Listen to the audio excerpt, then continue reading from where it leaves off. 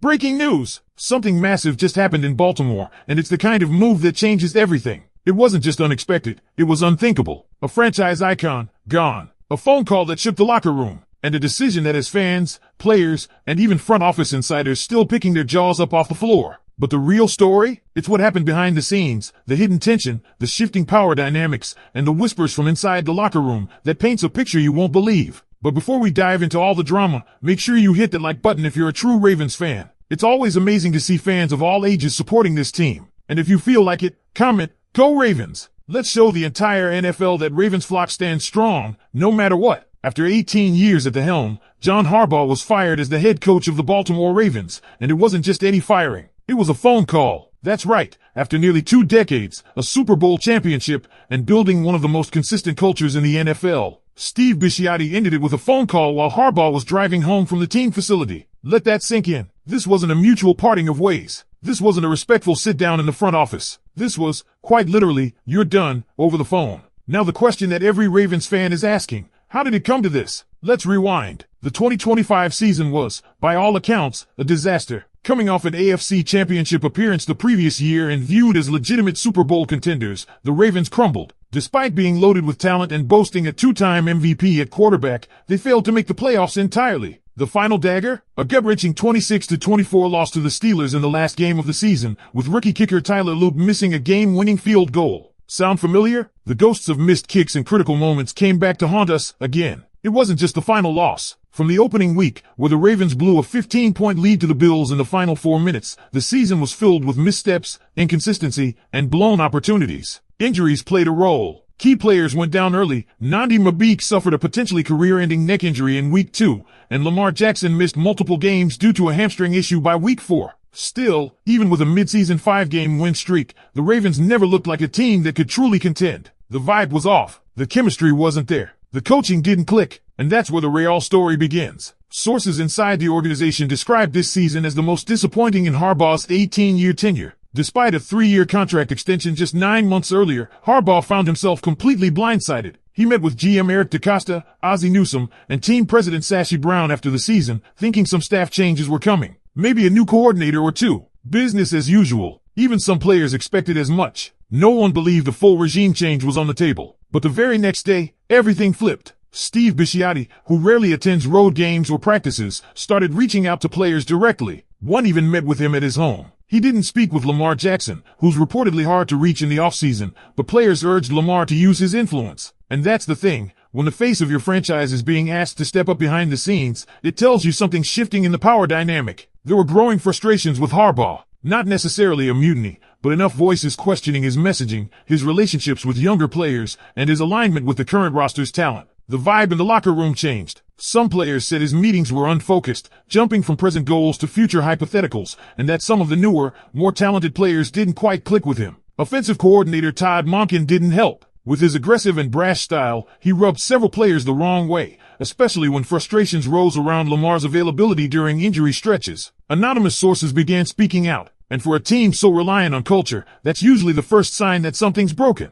But despite all this, many believed Harbaugh would stay. He was under contract through 2028. He was in the facility making off-season plans. He met with coaches. There were no ultimatums. No decisions had been finalized on staff shakeups. Then, boom, Bisciotti made his call. No meeting, no appeal, just a call to let Harbaugh know it was over. Sources close to the situation say Bisciotti had been mulling the decision for months but was truly conflicted. A longtime friend of Harbaugh, it wasn't easy. And yet, the frustration from fans, declining ticket sales, and an all-time disappointing season weighed heavy. Bisciotti knew Ravens fans were fed up. They weren't showing up late in the season, even when a division title was still in play. The empty seats spoke louder than any headline. And just like that, the Harbaugh era ended. Eric DeCosta, holding back tears, had to inform Harbaugh's staff. Some were in the building. Others were notified by video call. A 5:50 p.m. team Zoom was scheduled to inform players. It was done. Let's pick up right where we left off. Because while the decision to fire John Harbaugh was clearly one of the most shocking moves in recent Ravens history, it's what happened behind the scenes that really peels back the curtain on how fractured things had become, and why this decision might have been more calculated than we initially thought. Let's start with the locker room. While several veteran players remained loyal to Harbaugh, calling the decision extreme and even reactionary, others admitted that a new voice was needed. That's a huge shift. The same locker room that once rallied around Harbaugh, that once embodied his play like a Raven mantra, was now split. Not necessarily divided in chaos, but unsettled enough that Bisciotti began listening more intently than ever before. His conversations with players, especially the one that happened at his own home, indicate how deeply he was probing this issue before ultimately pulling the plug. And the tension didn't stop there. The dynamic between Harbaugh, Todd Monken, and Lamar Jackson was awkward at best. While all three publicly denied any rift, insiders confirmed there was real frustration about how little Jackson practiced due to injuries. And when anonymous reports started surfacing criticizing Monken and Jackson, calling out work habits, preparation, and chemistry, it lit a fuse that was hard to put out. But here's where it gets even more unsettling. Despite Harbaugh being in the building that Tuesday morning, meeting with coaches, making off-season plans, acting like the head coach, he never once met with Steve Bisciotti. He was never given a sit-down, no final pitch, no opportunity to state his vision or defend his plan. Instead, the man who had coached the team for nearly 2 decades was dismissed over the phone. And it wasn't like this came after days of discussion. As of late Monday, most inside the Under Armour Performance Center believed Harbaugh would stay. By Tuesday afternoon, that belief was dead. And let's not forget, this wasn't a coach on the hot seat for years. Just 9 months earlier, Harbaugh had signed a 3-year extension that would keep him in Baltimore through 2028. He wasn't just secure, he was locked in. That tells you how quickly things turned, or perhaps, how long these frustrations were simmering beneath the surface. Now here's a crucial detail that reveals Bisciotti's mindset. In the article, it's mentioned that Bisciotti leaned on a team credo. If you're conflicted about a decision, get more information. And that's what he spent Tuesday doing. He spoke with players, gathered feedback, weighed the organizational culture, and likely, the fan base reaction. Ticket sales were down. Fan morale was slipping. Some games at M&T Bank Stadium felt half empty, even with the AFC North within reach. Bisciotti didn't just see the product on the field. He felt the temperature of the city. And for him, it was cold. But it's not just about player relationships or fan discontent. The Ravens had clear fundamental issues on both sides of the ball. Game management problems were becoming a pattern. Blown leads were stacking up. And while Baltimore once prided itself on being physical, detailed, and methodical, 2025 exposed them as undisciplined and inconsistent. And despite the turmoil, Harbaugh didn't walk out bitter. According to sources close to him, he was at peace with the decision. He understood the business, and more importantly, he's now the hottest coaching free agent on the market. Several teams, including the Giants, Falcons, Dolphins, Titans, and even the Browns, are expected to aggressively pursue him. He'll get to choose his next destination. His resume speaks for itself. As for the Ravens, they now enter unfamiliar territory. For the first time in 18 years, they're in the middle of a head coaching search. This will be just the 4th head coach in franchise history. That's how rare this moment is. Think about it. When the Ravens last hired a coach, Lamar Jackson was 11 years old. The world, the league,